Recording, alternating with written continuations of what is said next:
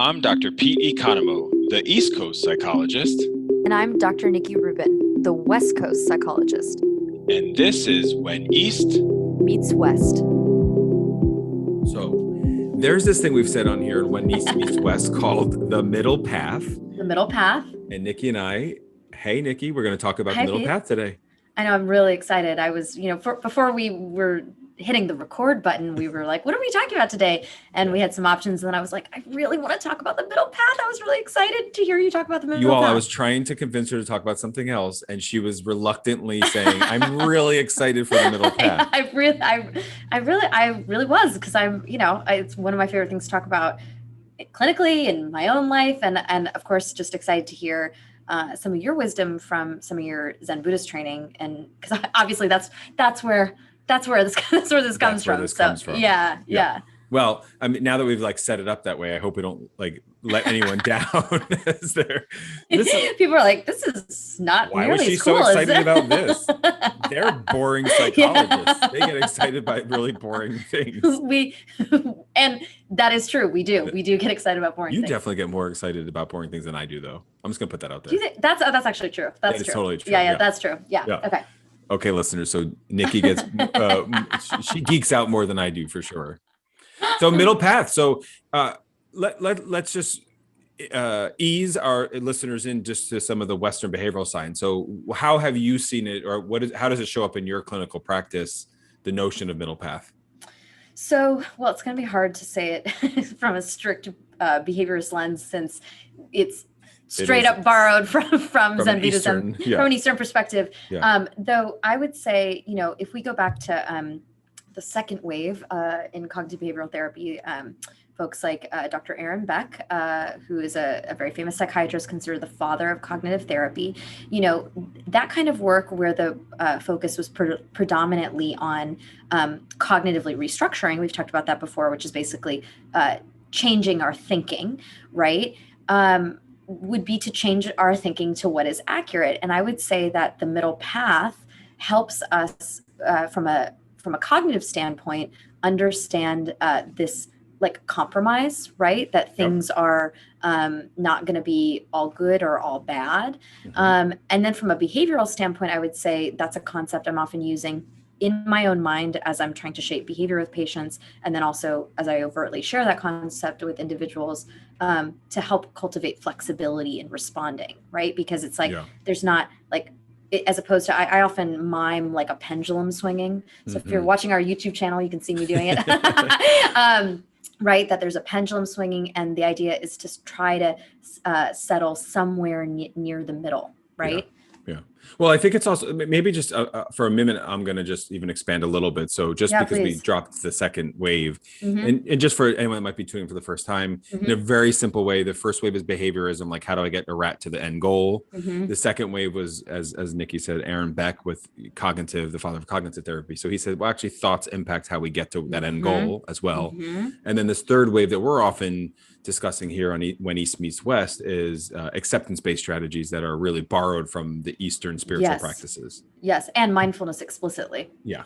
So that is that's like my 20-second description of the three waves. That was a beautiful elevator pitch. I love that. That was. Are you sold?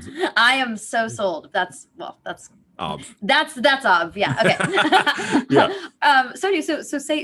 So that's my little summary from a Western lens here. So I'm so dying, as I said, to hear how is this talked about through an Eastern lens? Yeah, well, in exactly the way that you would anticipate. And so in particular, it starts with probably the Eightfold Path. So as we've discussed, there's the Four Noble Truths. So the first is that life is suffering. The second is that suffering is created by attachment. The third is there's a way to get out of suffering, which is the Eightfold Path. And the fourth is that nirvana kind of path of enlightenment. And I mean, it's so interesting because nothing in Eastern spiritual practice is really rigid. And I find that the Four Noble Truths are kind of very discrete and concrete, and they're misleading in a way, because people feel like that there's this like very simple 4-way of getting to this idea of enlightenment. And frankly, there's no such thing as enlightenment, which you learn in the end, because once you believe you're enlightened, then you've already, you've already failed. You've already failed. I mean, we wouldn't see it as a success or fail, but the truth is it's like, the idea. So that's interesting, right? Because there's no end. Yes. And that's why we've talked a lot about the Eightfold Path here, because I think that that's ultimately the ritualistic behavioral way of living in an Eastern spiritual practice is by practicing the Eightfold Path. In fact, the Eightfold Path it highlights the middle way of moderation. So it's like right speech. So it's not saying like no speech or all speech. It's saying like right speech, finding that middle way of what to say. You look curious. Yeah, I am. Well, and I know I've mentioned this before in a previous episode. I think, and this is where it's very interesting to me in terms of like the translation of the language, because I think like for English speakers, right? And I would be curious if in other languages, if this would be similar or not. But the word right gets very confusing, right? Yes. Like I just said right again. We have a whole episode called Righteousness and Rigidity in season 1 because we can get so attached to being right. And I think that it's like from the way it sounds, I like the way it sounds, like right effort, right speech, though maybe I think there's almost like a translation issue, because like what you're saying, Pete, is that the sentiment of that is really like, correct. Right. It's like effective speech, effective effort, which is the language that we use in a third wave CBT approach, because it's about like, or the other language we use is like workable, right? Yeah. Workable, not workable. Manageable, workable. Yeah. Those are the verbs that we like to use. Yeah. No, that's a really good point. And there are a lot of things that are not translatable, and I guess we do the best to try that we can. Yeah. And I've never really thought about it in that way. The ultimate goal is to avoid extremes, and I think that that's what we're getting at. And so you're right. It would be like workable speech or workable mindfulness or manageable, because right means that there's right or wrong. I mean, I'm sure there must be a scholar out there that has interpreted right in a different way, but I don't know. Like maybe right means commitment to. Yeah. Well, and it's like I'm reminded of a story you've told a few times of like when you first started practicing Buddhism, that you like, or you told it in different ways, that you wanted to like meditate the right way, or like when you were at your aunt's funeral, like that it was, you thought something was wrong because you were feeling sadness in the moment, and I wonder if part of that is like an over attachment to the language of right. Like I'm not when your literature background there. Well, big ups UCSD. Can't take it out. Major. Yeah, you can't take a girl out, but whatever the saying is. Yeah, you can take. Well, I'm not even gonna go for it. I'm too tired today. I can't. Yeah, I can't. So it's like, because what I keep hearing you say is like what the message is not linear right. It's what we say over and over again is. Here we go, guys. The middle path, right? Coming back to there isn't perfect. There isn't one way to do something. No, and even that there's 8 ways at least. Yeah, right. Yeah. At a bare minimum. So I think it's also sometimes called the middle way. Depending on the interpretation, but the idea is just avoiding extremes. So like, and so in cognitive behavioral therapy, maybe you'll talk a little bit about all or nothing, because I think middle path really, to me, links most directly to all or nothing cognitive distortion. Well, go. You want me to? Get in there. I always like to. You are also a CBT therapist, my friend. I am, and you're just a better teacher of it. But anyway. We love to say that. So I do love to say it. So not true, guys. I'll keep saying it, but it's okay. So all or nothing or black and white thinking is a cognitive distortion. So David Burns, we've highlighted, several cognitive distortions. I also like to think of all or nothing behaviorally. So everyone listening, so it developed in the second wave, but really if I bring that construct to the first wave, everyone listening has either gone to the gym or not gone to the gym, or goes to yoga 5 days a week or doesn't go to yoga at all. That's yes, I think what you're highlighting there is, and this is real solid CBT stuff, is that thoughts, feelings, and behaviors influence one another. That's right. So if you have a belief, yes, I can only go to the gym 5 days a week or not go at all, that's absolutely going to influence what you do. Correct. Exactly. So I think it's important for people, because if they can't connect with their thoughts, right? Because there's a lot of people, and that's the thing about mindfulness or meditation, is that we build a relationship with the thoughts, but we might not be there yet. Yeah. And so you might not realize it, but you know that you either go to yoga 6 days a week or you don't go at all. And you're like, I don't get why I'm like that, And so whatever feels more accessible, whether it's the thought, feeling, or behavior, that's what you want to start with. And so I think behaviorally, everyone out there has been in extremes. Like, I eat no sugar or sugar, Yes. I do a sugar cleanse, right? Yes. Or I'm eating all the Oreos that I want, right? Yeah. Well, and that goes back to this concept you and I, highlight over and over again, which is that's because the way the brain is wired, right? That it's much easier to frankly process information in binaries, right? And this is goes back to our dialectics episode, right? Like, that's why it's hard to hold two opposing things at the same time, because it's, sometimes I joke with people, I'll say look, it's a lot easier to process 2 data points versus 17. Right. It's exactly. It's just, our brains don't like it. It's harder. So what we think about is that really nothing is yes or no. And that's the way that I view the world. And so whether that's my cognitive and behavioral Western practice, or if that's my Eastern spiritual practice, I don't see anything in those dyads anymore. So, I was going to say, because you're practiced at it, and you were like, whether it's my Western or Eastern, I was like, well, here's another middle path. It's both. It's both. it's both. Real time. Real time. It's both. Yeah.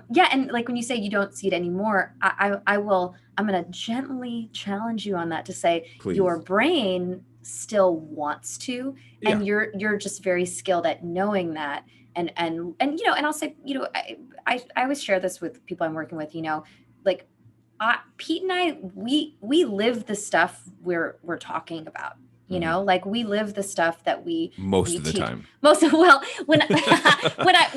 I say that, I don't mean it actually as we're perfectly you're not mindful. No, I'm sorry, guys. I'm not. I mean it in the way of we're walking around saying we're humans too. Yeah. We struggle too. Yeah. All the things that we're saying are hard for you guys, they're hard for us too. And these approaches help us, and hopefully will help you navigate this human experience with just a little bit more ease, and maybe a little bit more grace, and a little bit more softness. Said so sweetly, and in such a soft voice. I feel so calm. I'm glad. So I'll share one of the teachings. So this is one of the Eastern teachings. It's a story. So I've said on here that there's koans and stories, and one of a Sutta, which is a story of the Buddha describing the Eightfold Path, because again, he was really, in any of these Eastern spiritual practices, they were really focused on avoiding extremes, sensual indulgences, really trying to be mindful of what you're doing, it's like we talk about with eating, it's like thanking and recognizing where your food's coming from. So he says, monks, these 2 extremes ought not to be practiced by one who has gone forth from the household life. There is an addiction to indulgence of sense pleasures, which is low, coarse, the way of ordinary people, unworthy and unprofitable. And there is an addiction to self-mortification, which is painful, unworthy and unprofitable. Wow, that's intense. I like it. And he goes on, avoiding both these extremes. The perfect one has realized the middle path. It gives vision, gives knowledge, and leads to calm, to insight, to enlightenment, and to nirvana. And that is the middle path. And what is that middle path realized? It's the Eightfold Path. So there he's saying is you get this calm, you get this peace, you get this release of indulgence by practicing this middle path and this middle way through the Eightfold Path. Yeah, and I think that maybe what listeners can take from that too is this concept that when you hold tightly to the extremes that we're talking about, something rigid. Maybe it's not even, maybe it doesn't feel that intense. Maybe it's something linear. Maybe it's, something that, you think there's one way to do something that in the short term, that's going to feel better to your brain. But the more you stick with that, that's what's going to lead to suffering. That actually releasing this grip on things have to be one way is what actually, and that's what the middle path is. Obviously, that's what you're saying. That's going to create more peace in your life. Well, what you also said before is the flexibility, and that's what's key, because I think I'm going to rewrite this now as far as right mind, nice. Because you're absolutely correct. And so even like right understanding, one of the Eightfold Path, it's like, that doesn't mean that there's a right or wrong way to understand something. It means be open and flexible to how you see and understand something. Be open and flexible for how you think and recognize a thought. Thoughts are not reality. And so speech, think about what you're saying. That's kind of what I say a lot about mindfulness or mindful living is it's thinking before you speak. Yeah, it's the pause, it's the space, the pause. It's the spaciousness, and it's worth acknowledging, and that's very hard. It's like, that's so hard, and it's like, this is where I always just say to people over and over again, to the point I'm sure they're extremely annoyed with me, is Never. I'm like, debatable. That I'm like, they call it a practice for a reason, right? Yeah. Like it's really hard. Like it's really hard to be mindful. It's really hard to walk the middle path. Heck yeah. I mean, if it were easy, we would all do it. I mean, that's the one thing I say. Yeah, that'd be same. Yeah. I feel like if all this stuff was easy, we would do it. We would certainly live in a more peaceful way. I think if we could here's my dream. Can I share like a little fantasy with you? Yeah, please. It's G, I promise. But it's that we would have people in leadership roles that are practicing mindfulness or middle path. Yeah, I'm down with that. Fantasy, I love that. Yeah, I'm not saying I love world it. peace. I know. I love that. Like ending hunger. Yeah, I love that. Yeah, well, and I don't think I'm going to say I don't think that that's actually a fantasy, because I think that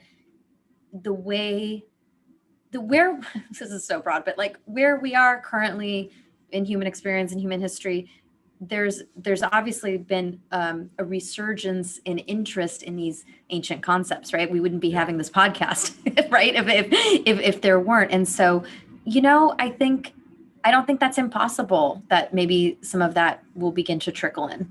Yeah. Let's hope. I mean, I like your optimism. I will share in your hope and your optimism.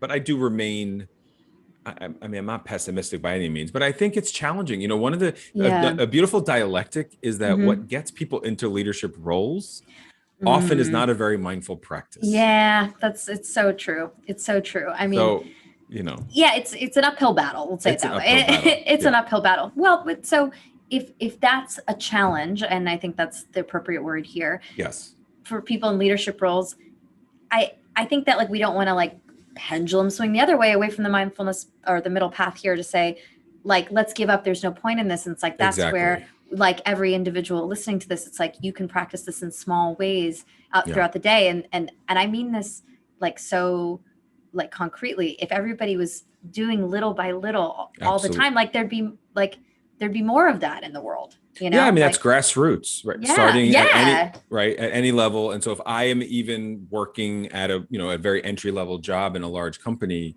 my interaction with my superior that is mindful or flexible or middle path can certainly lead to that person maybe reflecting on their own rigidity, and what I mean by this is that people in leadership are often believe that they got there because they have the right skills or tools or knowledge or theory, so that they're maybe inflexible for imposing or integrating a new idea or new principles.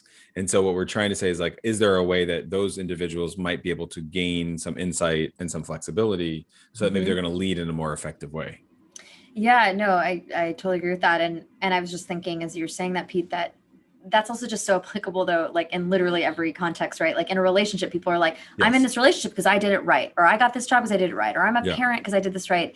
And what you and I are really saying today is, can we let go of that concept, oddly, of being right, and use the word right that Buddhism they're encouraging us to use, which is really like come back to the middle path, come back to this idea that there isn't right and wrong. There is not, right or best and worst. It's like, again, and that's actually such a beautiful overlap with, modern behaviorism, as I've talked about before, we refer to as actually functional contextualism, which means that a behavior's function is determined by the context. And the reason that's important is because the context is always changing. There's never a one size fits all. I tell people, like, even with mindfulness, I'm like, there's not a behavior you can do that works the same in an effectiveness way in every situation. Like, you can't be mindful in every situation. We have to, for example, distract sometimes. That's right.